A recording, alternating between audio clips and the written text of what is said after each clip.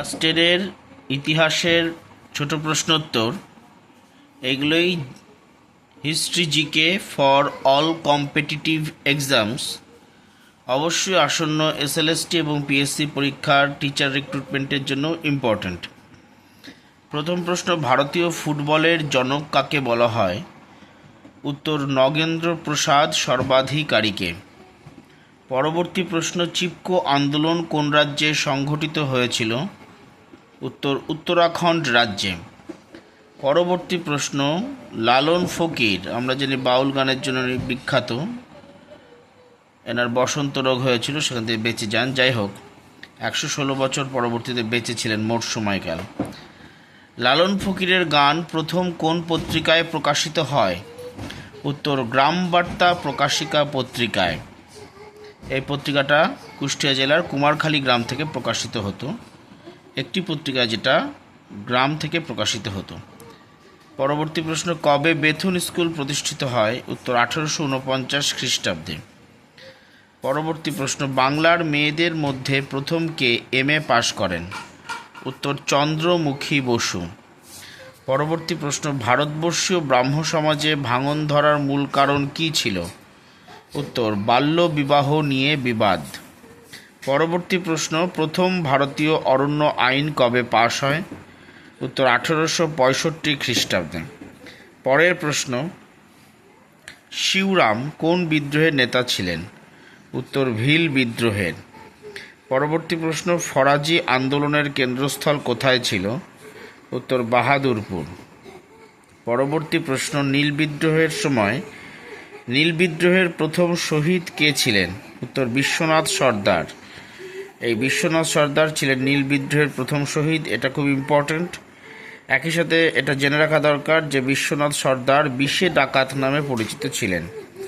অর্থাৎ যদি প্রশ্ন হতো বিশে ডাকাত নামে কে পরিচিত ছিলেন, তাহলে হবে বিশ্বনাথ সর্দার। ইনি নীল বিদ্রোহের প্রথম শহীদ, খুব খুব ইম্পর্ট্যান্ট। পরবর্তী প্রশ্ন, ভারতের নিম্নবর্গের ইতিহাস চর্চা কত খ্রিস্টাব্দে শুরু হয়?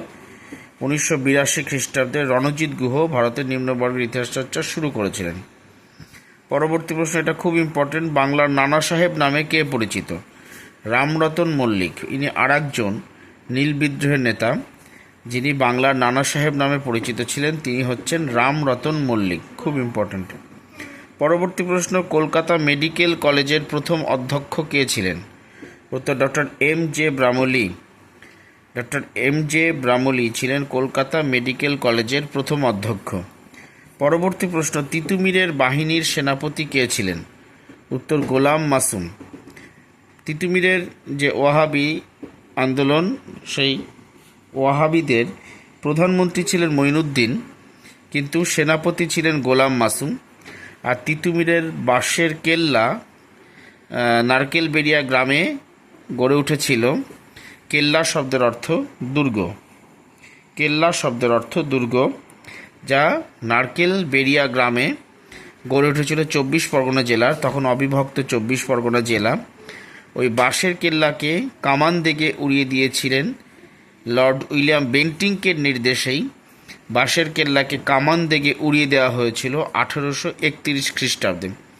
এটাও খুব ইম্পর্টেন্ট ইতিহাসের জিকে। তাহলে তিতুমিরের বাহিনীর সেনাপতি ছিলেন কে, এই যদি প্রশ্ন হয় তাহলে কিন্তু গোলাম মাসুম, আর যদি প্রধানমন্ত্রী কে ছিলেন তাহলে হবে মঈনুদ্দিন।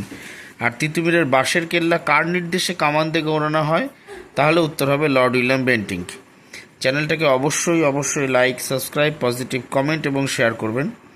চ্যানেলটা দেখবেন, অবশ্যই সকলে দেখবেন। এই চ্যানেলটা যারা দেখবেন তারা উপকৃত হবেন। ইতিমধ্যে আমাকে কেউ জানিয়েছে পার্সোনালি যে আমার চ্যানেল দেখে তারা উপকৃত হয়েছেন। তাই আপনাদের কাছে আমার রিকোয়েস্ট এবং আবেদন যে আপনারা আমার চ্যানেলটাকে দেখুন এবং শেয়ার করুন, লাইক করুন, পজিটিভ কমেন্ট করুন।